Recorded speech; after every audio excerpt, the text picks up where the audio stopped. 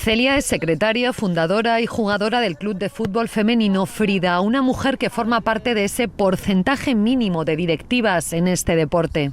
Por lo menos en Asturias casi todos los clubs son en realidad masculinos, que tienen un equipo que es femenino. Entonces, ¿qué pasa? Que al final, pues como son clubs masculinos, las directivas son casi todo hombres. Entonces, cuando vas a reuniones, generalmente son todo hombres.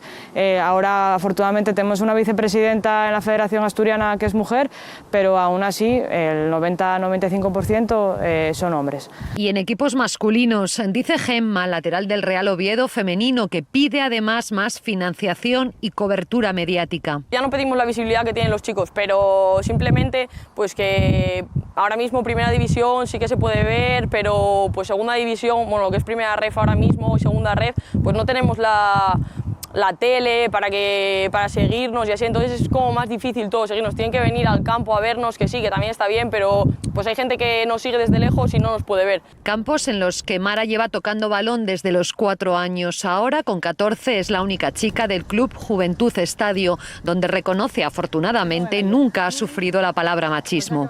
No me han dicho nada, ni me han gritado desde la grada ni nada, yo he estado muy a gusto donde estoy y hay gente que por desgracia le dicen cosas, pero bueno, yo estoy muy contenta donde estoy y sigo dándole patadas al balón y hasta allá, hasta donde llegue.